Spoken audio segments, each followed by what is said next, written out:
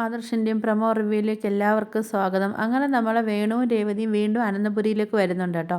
അപ്പം അവിടെ വരുമ്പോഴത്തേക്ക് അവർ സ്വർണത്തിൻ്റെ കാര്യമൊക്കെ ചോദിക്കുമ്പം അവരത് ഓരോന്നൊക്കെ പറഞ്ഞ് അങ്ങ് തള്ളിക്കളയുന്നുണ്ട് കേട്ടോ. എന്നിട്ട് അവർ വീണ്ടും നമ്മളെ അനന്തപുരിക്കാരെ പറ്റിക്കാനൊക്കെ വേണ്ടിയിട്ട് വീണ്ടും പറയുന്നുണ്ട്, ഇത് കണക്ക് ഞങ്ങൾ ടൗണിലൊരു വസ്തു മേടിക്കുന്നതെന്നൊക്കെ പറയുമ്പോഴത്തേക്ക് നമ്മളെ ദേവയാനി പെട്ടെന്ന് ചോദിക്കും, ടൗണിൽ പുതിയ സ്ഥലമൊക്കെ മേടിക്കുന്നുണ്ടല്ലേ, അപ്പോൾ ഇത് സത്യം തന്നെ ആണോ അതോ വാസ്തവമൊക്കെ ആണോ അതോ പഴയതുപോലെ ആണോ എന്നൊക്കെ ചോദിക്കുമ്പോഴത്തേക്ക് വേണു ചോദിക്കും, അതെന്താ അങ്ങനെ പറഞ്ഞതെന്ന് ചോദിക്കുമ്പോൾ നമ്മളെ ദേവയാനി പറയും, അതായിരുന്നല്ലോ മുമ്പും പറ്റിപ്പ് കേസായിരുന്നല്ലോ എന്നൊക്കെ ഇങ്ങനെ പറയുമ്പോഴത്തേക്ക് വേണു പറയുന്നുണ്ട്, എന്നാൽ ഞങ്ങളെ കൂടെ വാ, സംശയം ഉണ്ടെങ്കിൽ ഞങ്ങളെ കൂടെ വാ, ഞങ്ങൾ കാണിച്ചു തരാമെന്ന് പറയും കേട്ടോ. അങ്ങനെ അവർ 3 പേരും നമ്മളെ ദേവയാനിയും പോകുന്നുണ്ട്. അപ്പോൾ ദേവയാനിയാണെങ്കിൽ നമ്മളെ നയനയും കൂടെ കൂട്ടുന്നുണ്ട് കേട്ടോ.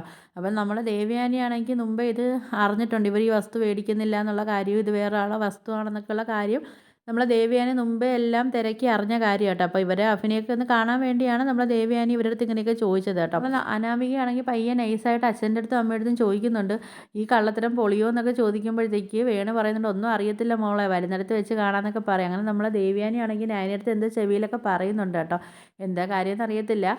അപ്പം നമ്മളെ ദേവയാനി ആണെങ്കിൽ ഇവർക്കിട്ട് പണി കൊടുക്കാൻ വേണ്ടി നേരിട്ട് ഇറങ്ങിയിട്ടുണ്ട്. അപ്പം ഇവർക്കിട്ട് എന്തായാലും നല്ലൊരു മുട്ടൻ പണി എന്തായാലും നമുക്ക് പ്രതീക്ഷിക്കാം. അപ്പം നിങ്ങൾക്ക് എൻ്റെ വീഡിയോസൊക്കെ ഇഷ്ടപ്പെടുകയാണെങ്കിൽ ഒന്ന് ലൈക്ക് ചെയ്ത് ഷെയർ ചെയ്ത് സബ്സ്ക്രൈബ് ചെയ്ത് കൂടുള്ള ബെല്ലൈക്കനോട് ഒന്ന് എനേബിൾ ചെയ്ത് ഒന്ന് സപ്പോർട്ട് ചെയ്യണേ.